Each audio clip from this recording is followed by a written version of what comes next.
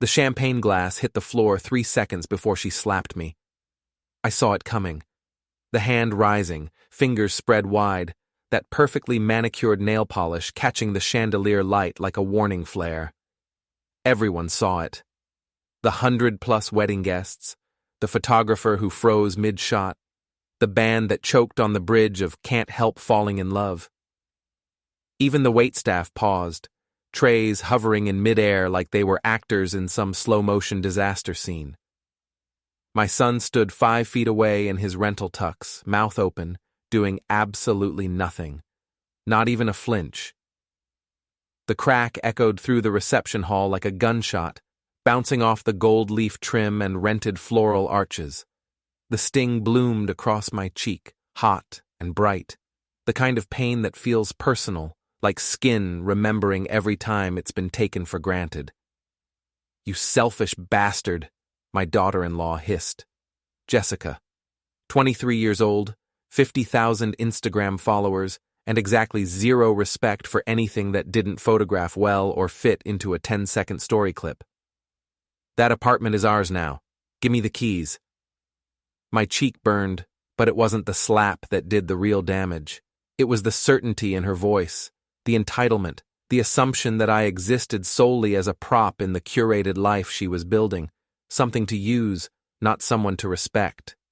The room had gone silent, except for someone's grandmother gasping near the cake table. The chocolate fountain burbled like it was pretending nothing dramatic had just happened. Somewhere, a child started crying, the delayed soundtrack to family collapse. "No," I said. Just one word, but it seemed to shake the air. Her eyes widened. She actually looked shocked, like nobody had ever refused her before. And maybe they hadn't. She was the kind of girl who posted "never settle" captions under photos of herself in $1,000 dresses she hadn't paid for.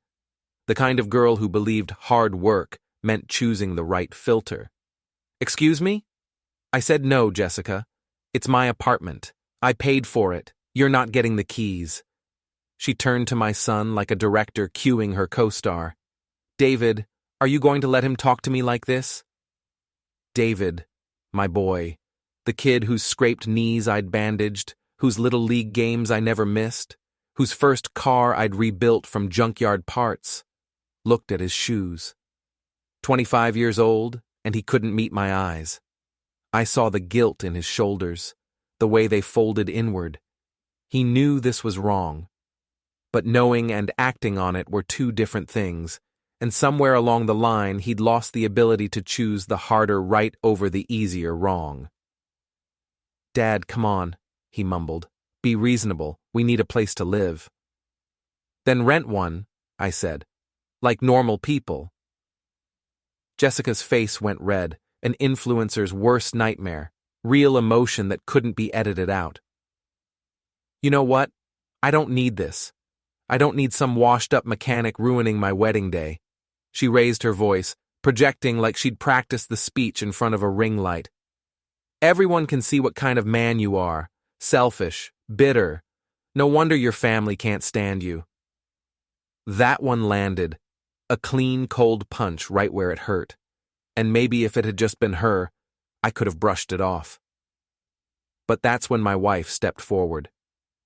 Margaret. 22 years of marriage, 2 kids, a house we'd paid off together, a life built out of small compromises and unspoken weariness. She stood beside Jessica like they'd rehearsed this moment too. "Tom, you're embarrassing us. Again." Her voice was ice, sharp enough to cut ribbon. "Just give them the keys and leave." There it was. Not a request, a dismissal. Years of swallowed resentment compressed into a single line. No hesitation, no loyalty, no hesitation about which team she was on now. I looked at her. Really looked at her. The woman I'd worked 60-hour weeks for, the woman who'd once leaned against my shoulder in movie theaters, who'd held my hand in the delivery room, who'd whispered, "We're in this together," when life got loud. And in that moment, I realized something brutal. I was the only one who still believed any of that meant something. Her jewelry caught the same chandelier light that had hit Jessica's nails. Two women glittering in a room where I was suddenly dull, outdated, unnecessary. "I guess I just got divorced for free," I said. No one laughed. It wasn't a joke anyway. I turned away. The silence behind me wasn't shocked anymore. It was relieved, like the tension had been waiting for me to walk out so the celebration could reboot. And it did. Before I reached the double doors, the band started playing again, picking up the chorus like the last 30 seconds had been a glitch in the program. Conversations resumed. Laughter thawed and spread. Life moved on without me in under 30 seconds. I pushed through the doors and stepped into the hallway outside the reception hall, that strange in-between space where everything feels both too quiet and too loud. The carpet smelled like industrial cleaner and spilled champagne. My pulse thudded in my ears. For a moment I wondered if I should turn back, make a speech, cause a scene. But no, that's what they wanted. They wanted me small, angry, pathetic. I wasn't going to give them that kind of souvenir. So I walked, past the hotel front desk, past the concierge who pretended not to notice the red mark on my cheek, past the revolving doors, and out into the chilled evening air. The sky had that pink and lavender wash that photographers die for, the kind of sky Jessica would have posted with the caption, "Blessed." I let it hang there, silent, untouched. In the parking lot, my old pickup waited, a 1998 Ford I'd rebuilt 3 times, the kind of vehicle that outlives marriages, promises, and prenups. I unlocked it, slid into the driver's seat, and just sat there, hands on the wheel, breathing. I wasn't angry the way they imagined, not wild, not unhinged, just tired. Bone-tired from years of being the dependable one, the reliable one, the one who didn't ask for anything back except a little respect, and even that, apparently, had been too much. Maybe the wedding guests would forget the slap by dessert. Maybe they'd turn the story into something funny, a family anecdote. Remember when the father of the groom stormed out? Maybe Jessica would post a filtered close-up of her ruined makeup with a caption about toxic people. Maybe David would convince himself this was all for the best. But me? I was done playing the villain in someone else's version of events. I turned the key in the ignition. The engine rumbled awake, steady and familiar. There was comfort in that sound, more loyalty in those old pistons than I'd seen in that entire ballroom. I didn't know exactly where I was going, but I knew one thing. I was driving toward a life where no one treated me like a spare part. A life where a man could keep what he'd earned without being shamed for it. And for the first time in a long time, I didn't feel like I was running away. I felt like I was finally leaving. I pulled out of the parking lot, headlights sweeping across the hotel facade, catching a glimpse of the balcony outside the reception room. I could see silhouettes inside, laughing, drinking, taking photos that made everything look perfect. Maybe it was perfect. For them. Let them have their story. I had a new one to write. I rolled down the window, let the cold air slap me harder than Jessica ever could, and drove into the evening, not as a father-in-law, not as a husband, not as the family disappointment, just as a man who finally said no. While you're here, hit the hype button, don't forget to subscribe and support this channel with a like, and tell us below, have you ever faced something like this? The apartment was dark when I got home around midnight. I'd driven around for 3 hours, windows down, radio off, just the sound of tires on asphalt and my own breathing.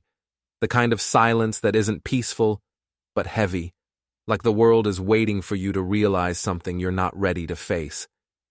Streetlights passed in intervals, carving my life into 30-foot pieces. I wasn't thinking, not really, just existing, letting the road carry me until it finally ran out of patience and delivered me back to the one place I still thought of as mine. My key wouldn't turn in the lock. At first, I thought it was me. Wrong angle, shaky hands, maybe too much adrenaline left over from the slap, the fight, the walkout.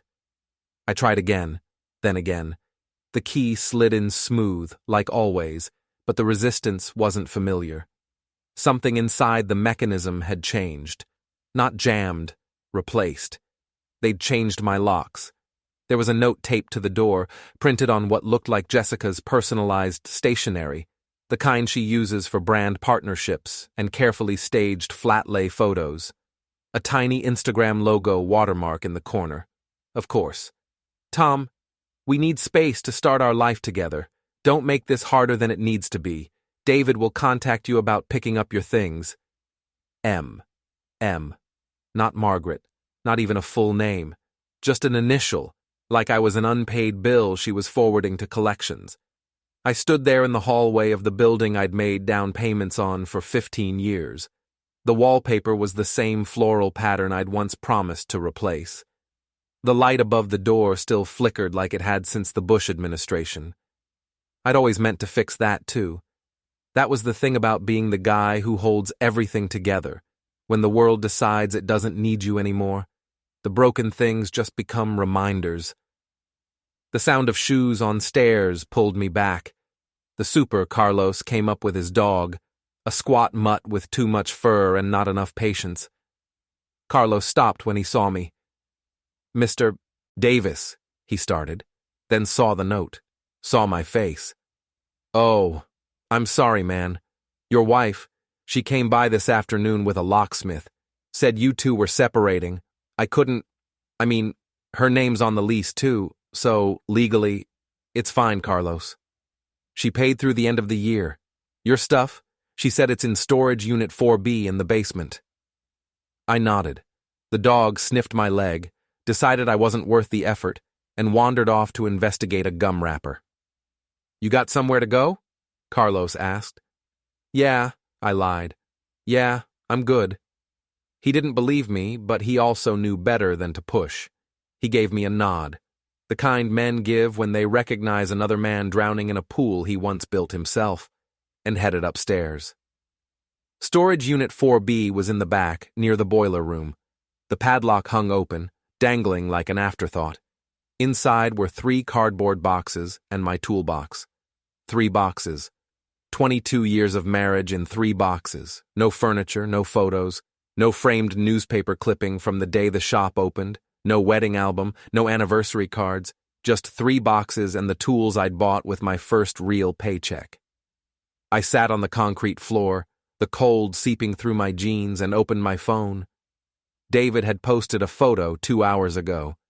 Him and Jessica, still in their wedding clothes, champagne glasses raised in a toast, her fake laugh, his relieved smile. I could practically hear the photographer saying, "Okay, perfect. Now one more, but tilt the glasses a little." The caption, "Starting our new life in our new home.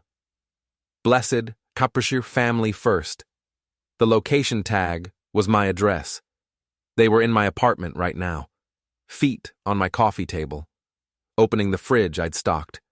Probably kicking off shoes I paid for and climbing into the bed I'd slept in last night, back when I thought I still had a place in my own life. I opened Facebook. My daughter Rachel had shared the photo with her own caption. "So proud of my brother for standing up to toxic family members. Sometimes you have to cut out the poison." Self-care, boundaries, toxic, poison. Words used by people who've never worked a 60-hour week in their life, never had to choose between new tires and the electric bill. I'd paid for her college, too. 4 years of dorm life, meal plans, study abroad trips she still bragged about. I took extra shifts to make sure she wouldn't have student loans. And now, I was her hashtag example of what to delete. I laughed. It came out strange in the empty storage room, bouncing off the cinder-block walls. Not a clean laugh, not a bitter one either. It was the kind of sound a man makes when he realizes he hasn't been betrayed in a single moment. He's just finally seeing the truth in one. I scrolled again. My sister had commented, "Proud of you, David. Everyone has to grow up sometime." Underneath it, a woman I barely recognized wrote, "Good for you guys. Some people are just stuck in the past." Stuck in the past. That was me now. A shadow, a warning, a lesson in what not to be. The buzzing lights flickered, like the room was agreeing. I put the phone down, looked at the boxes. Box 1 had clothes, folded, but not neatly.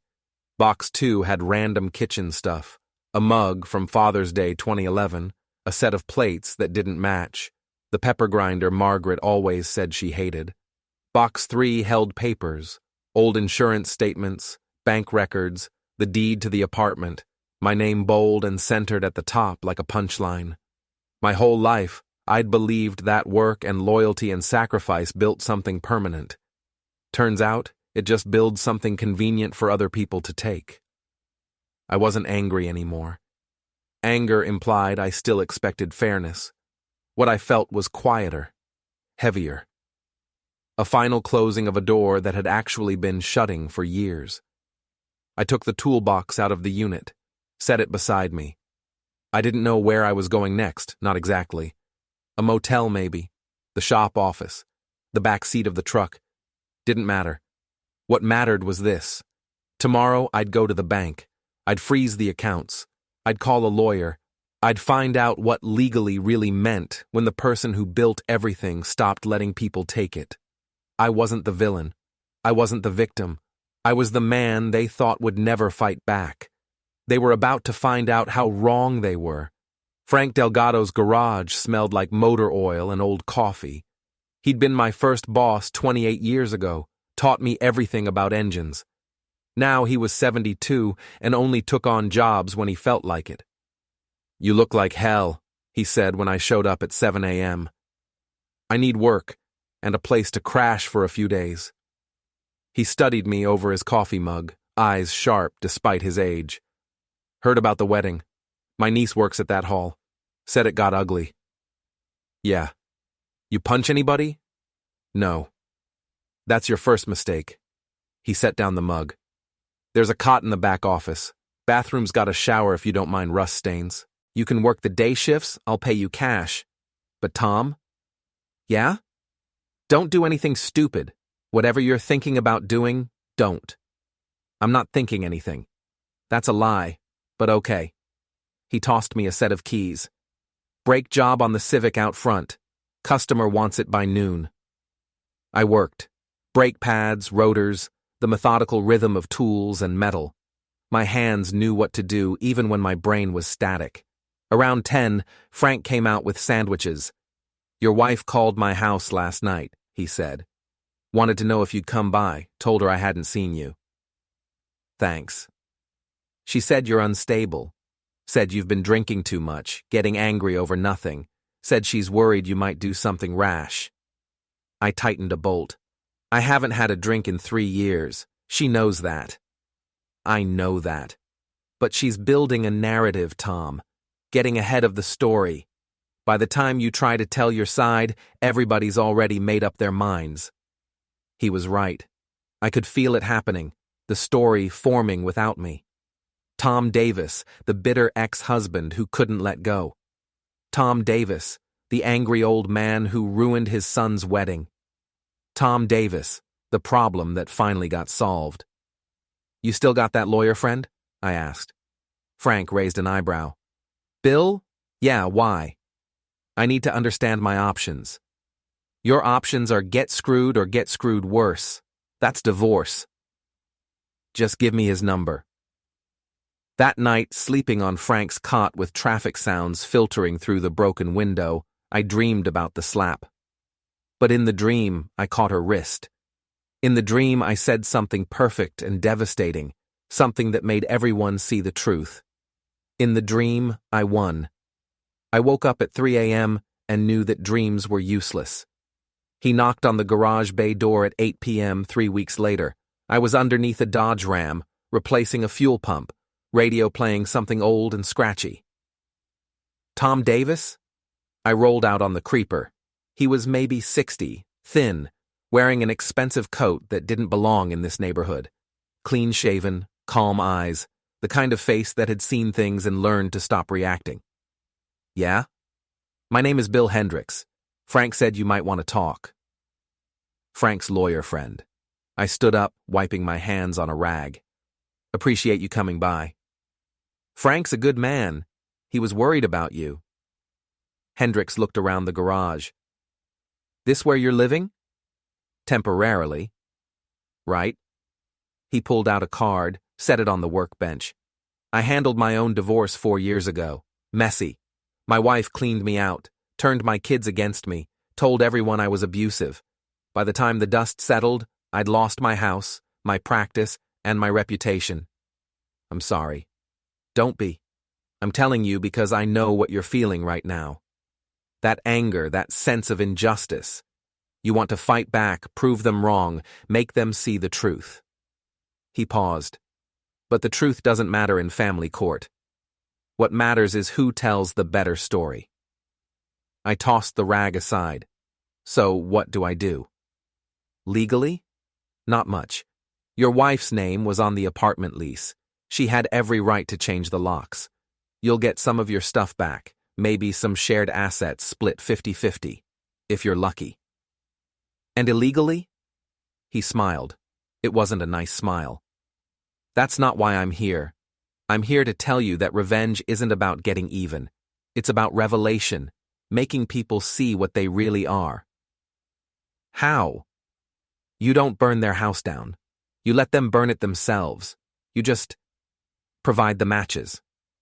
He buttoned his coat. Think about it. If you want to talk more, call me. But Tom? Yeah?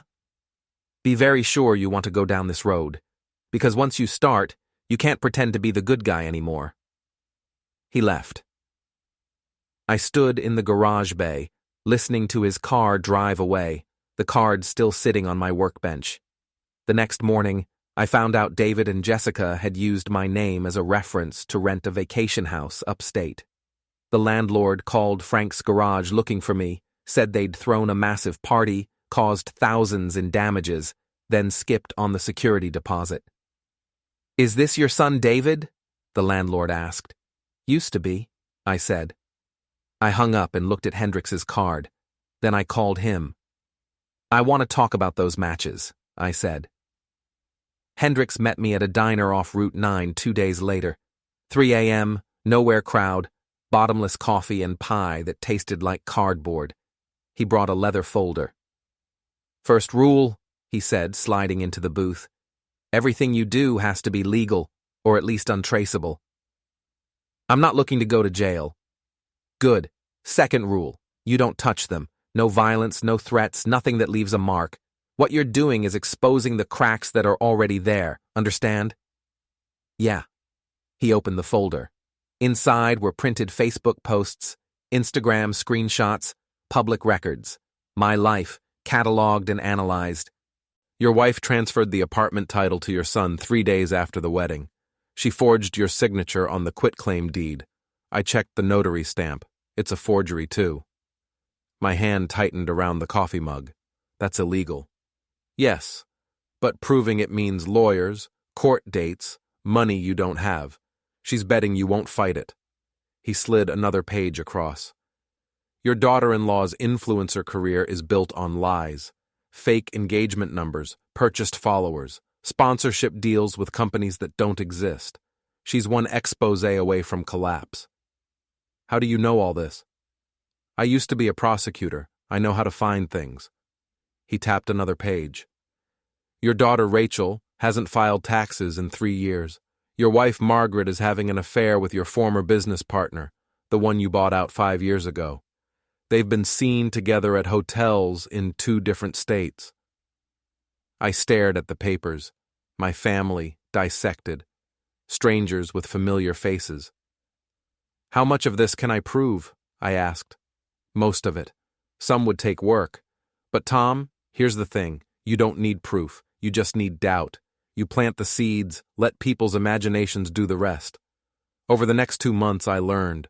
Hendricks taught me about public records, social media patterns, how to make anonymous tips that couldn't be traced, how to read people, predict reactions, create situations where they'd expose themselves. You're not becoming a criminal, he said one night. You're becoming a mirror. You show them what they are. I worked Frank's garage during the day. At night, I studied. David's social media, Jessica's sponsors, Margaret's schedule. I learned their patterns, their weaknesses, their lies. The first move was simple. I created a fake email account and sent messages to Jessica's sponsors, asking innocent questions about their partnership details. 2 of them replied that they'd never heard of her. I forwarded those emails to a blogger who covered influencer fraud. The story went live 3 weeks later. Small, barely noticed. But Jessica noticed. She posted a long rant about haters and trolls, which only made more people look closer. Her follower count dropped by 5,000 in a week. "See?" Hendrik said when I told him. "You didn't do anything. You just asked questions. They did the rest." I got sloppy once. April, 3 months after the wedding. I was following Margaret, not stalking, just observing, and she spotted my truck. She called the police. The cop who showed up was young, bored. "Sir, your wife says you've been following her." "Ex-wife, and I was driving on a public road. She seems pretty upset." "She's good at that." I showed him my registration, license, everything clean. "Officer, I'm not breaking any laws.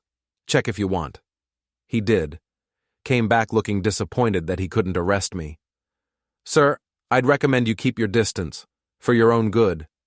"Sure thing."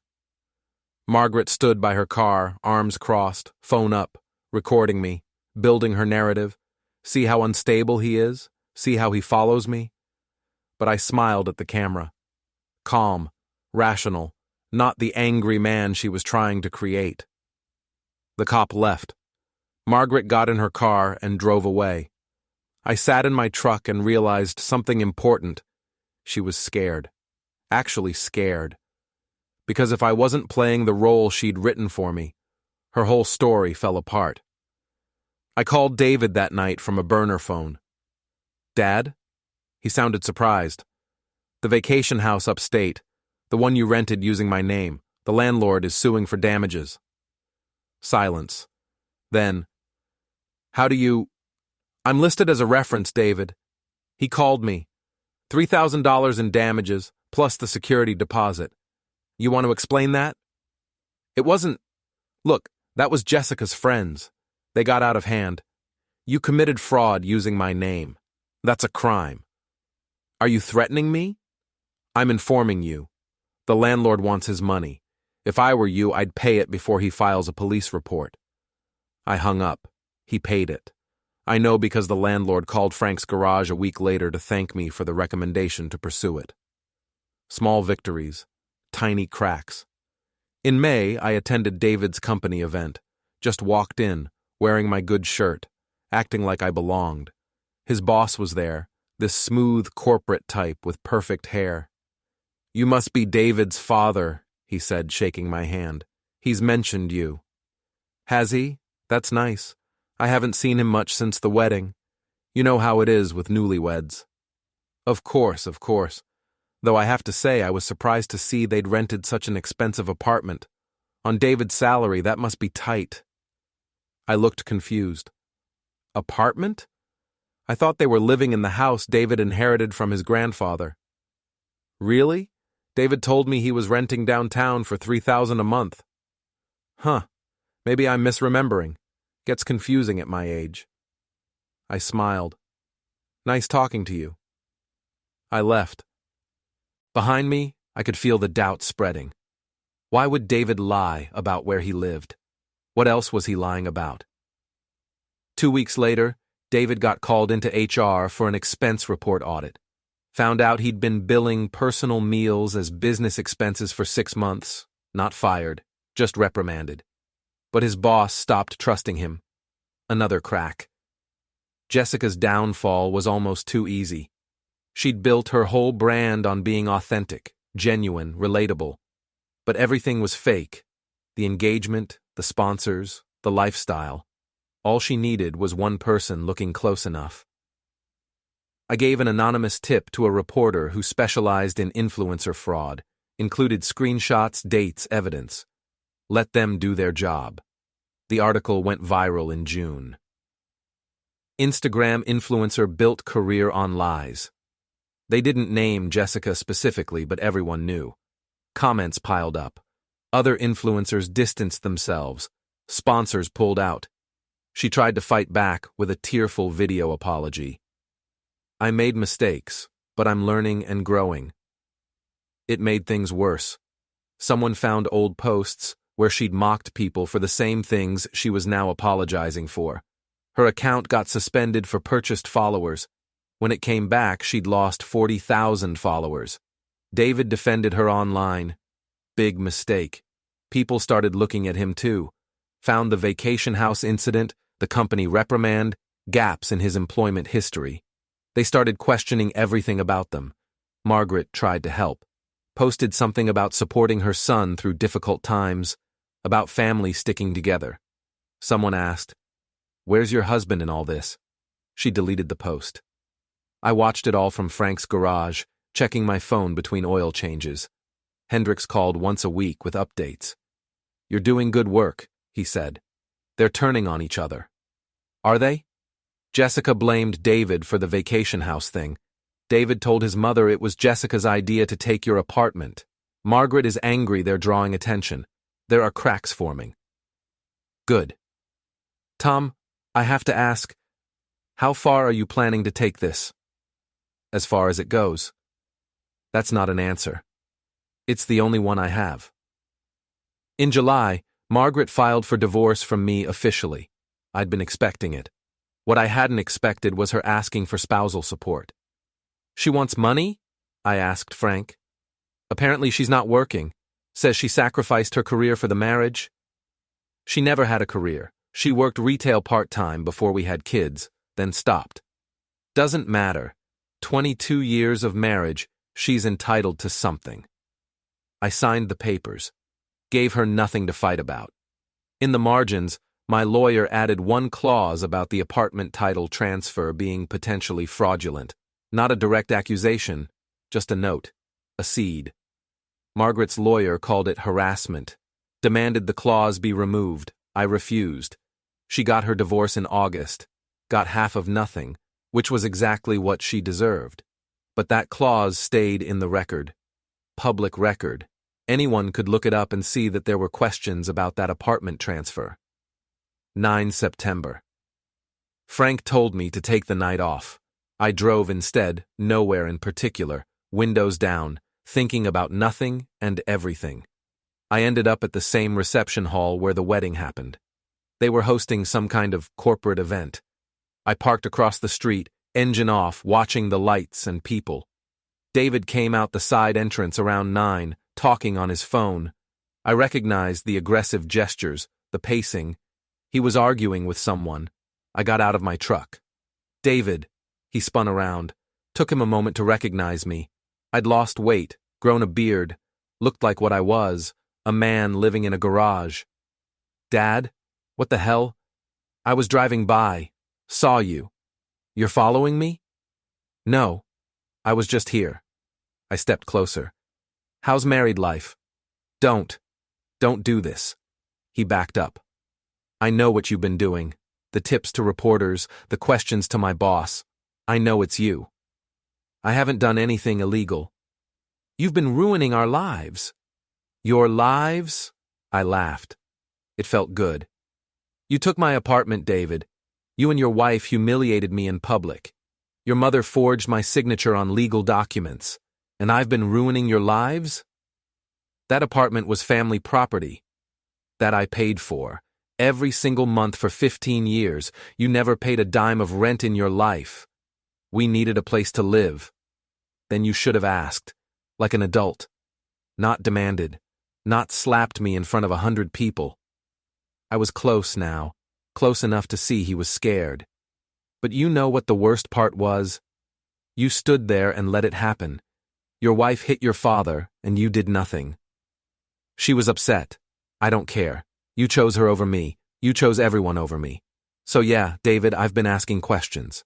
I've been making sure people know the truth about who you really are. And you know what? They didn't like what they found."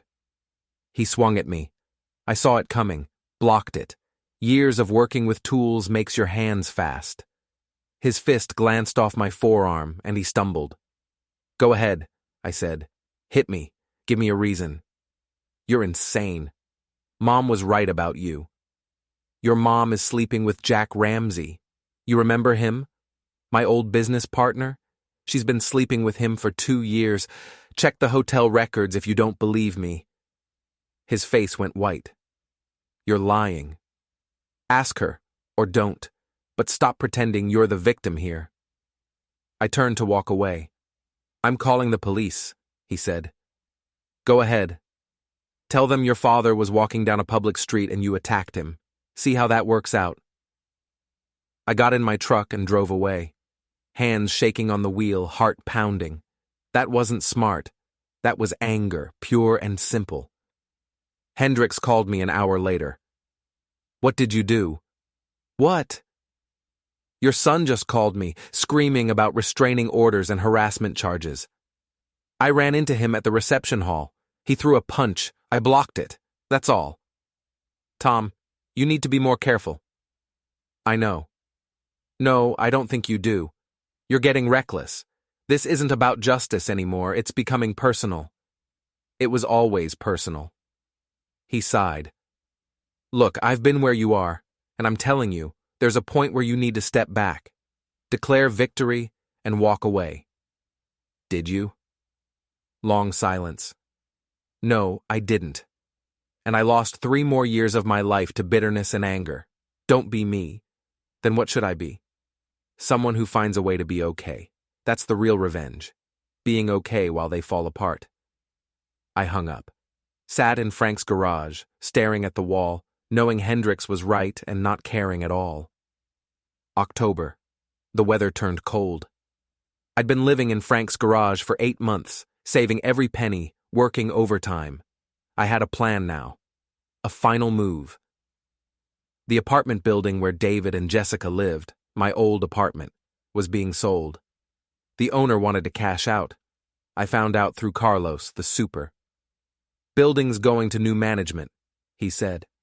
"They're raising rents, clearing out some tenants. Your son might have to move." "When?" "January. He's month to month now. The new owners want to renovate, flip the place." I made a call, used some of the money I'd saved, made an offer through a third-party LLC. The building owner accepted. I became David's landlord without him knowing. On November 1st, a notice went out to all tenants. Rent was increasing 30% starting January. Anyone who didn't accept would need to vacate by December 31st. David couldn't afford it. Nobody could. Most tenants started looking for new places immediately, but I gave David an option. One option. A note slipped under his door from building management. "We're willing to negotiate your rent if you can provide proof of original lease terms with the previous owner. Please contact management office with documentation." The problem was, David didn't have documentation, because the lease was in my name, the one Margaret forged my signature on. He'd have to admit the forgery to prove his case, or pay the increase, or leave. I waited. November 15th, David called me. First time in months. "Dad, I need to ask you something." "Go ahead." "The apartment building, the lease. Mom said you signed over the apartment to me, but I can't find the original paperwork, and the new building owner is saying..." "Saying what?" "That there's no record of a proper title transfer, that the signature looks forged. I need you to verify that you signed it." "But I didn't sign it, David." Silence. Heavy, crushing silence. "What?" "I never signed over that apartment. Your mother forged my signature. You know that. She knows that. And now the new building owner knows that too." You're the new owner, aren't you?" "Through an LLC, yes. I bought the building." "You're my landlord?" "Technically." He started laughing. Manic, desperate laughter. "This is insane. You're insane. You bought an entire building just to evict me?" "No. I bought a building because it was a good investment. I'm evicting you because you're living somewhere you have no legal right to be. I'm giving you 6 weeks to find a new place. That's more than fair." "Jessica's gonna lose it. We can't afford..." "That's not my problem anymore. Dad, please, I'm sorry, okay? I'm sorry about the wedding, about everything. But you can't do this to us. Watch me. I hung up. Sat there in the dark garage waiting to feel victorious, waiting to feel anything other than tired. The phone rang again. Rachel this time, my daughter. You're kicking David out of his apartment? She was crying, actually crying. How could you? That's his home. It was my home first. He stole it. He didn't steal anything. Grandma's apartment was supposed to go to him eventually anyway. That wasn't your grandmother's apartment. I bought it. I paid every bill. Your grandmother didn't contribute $1. That's not how family works. You're right, I said. That's not how family works. Family doesn't forge signatures. Family doesn't slap people at weddings. Family doesn't post online about cutting out the poison. Remember that post, Rachel? About toxic family members? I was supporting my brother. You were supporting a lie, and now you get to live with that. I hung up again. Margaret called 30 seconds later. Tom, what are you doing? Existing. Is that still allowed? You need to stop this. You're hurting our children. Our children hurt themselves. I'm just making sure everyone sees it. I'll take you to court. I'll prove you're doing this out of spite. Go ahead. Prove that a man has no right to run his own business as he sees fit. Prove that your son has a legal right to live in an apartment he doesn't own. I'll wait. She made a sound like a wounded animal. I never thought you were capable of this. Neither did I. Turns out we're all capable of more than we think. I paused. How's Jack, by the way? You two thinking about making it official, or are you going to keep sneaking around? She hung up without answering. I sat in the silence, feeling nothing. Absolutely nothing. December 31st, 9 p.m. The garage was cold. Frank had gone home hours ago. I was underneath a Camry replacing brake lines when I heard footsteps. Shop's closed, I called out. It's me. David. I rolled out from under the car. He looked like hell. Unshaven, clothes rumpled, eyes red. We moved out today, he said. Found a studio apartment in a bad neighborhood. One room for both of us. Jessica's barely speaking to me. Mom's not returning my calls. Rachel blocked me on social media because I told her the truth about you. Congratulations. Is this what you wanted? To destroy everything? I stood up, wiping my hands. I wanted my life back, the one you all took from me. We didn't take anything. You took my home, my dignity, my family. You stood there and watched your wife slap me and did nothing. So yeah, David, I took it back. Every piece. We're family. You don't do this to family. You did it first. He stepped forward. For a moment, I thought he might actually attack me. But he just stood there, shaking. I hate you, he whispered. I hate what you've become. That's fine. I'm not particularly fond of what you became either. Mom was right. You're toxic, poisonous. Everything you touch turns to what? Truth, reality.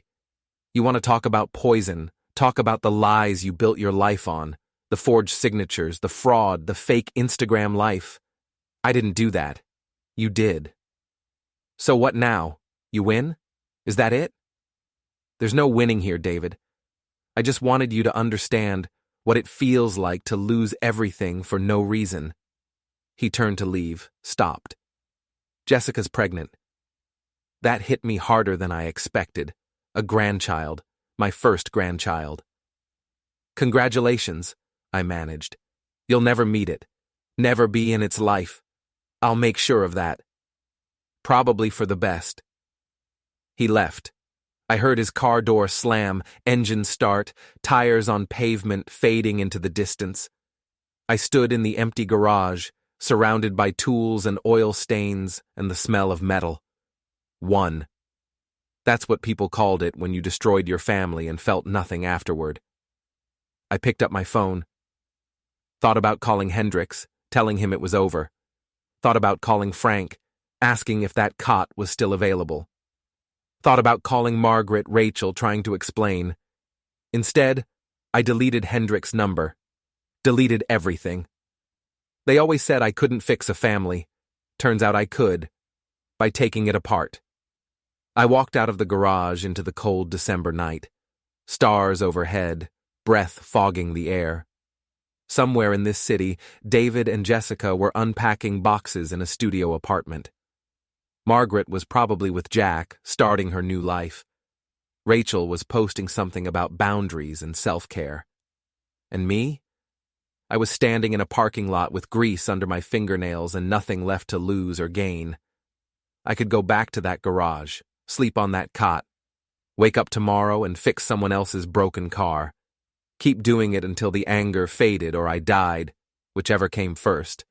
Or I could get in my truck and drive.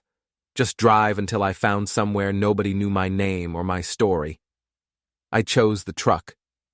Behind me, the garage door was still open, fluorescent lights spilling onto the pavement. I'd leave it that way. Let Frank find it in the morning, figure out I was gone. He'd understand. He was good at understanding. The engine turned over smooth. I pulled onto the street. No destination, no plan. Just movement. That's all revenge had ever been, really. Movement for its own sake. The illusion of progress while standing still. My phone buzzed. A text from an unknown number. Heard what you did. Impressive. Cold, but impressive. Good luck out there. Hendricks. I tossed the phone out the window. Watched it shatter on the asphalt in my rearview mirror. The road stretched ahead, empty and dark. I pressed the gas and kept driving. They wanted me out of the picture. I gave them exactly what they asked for.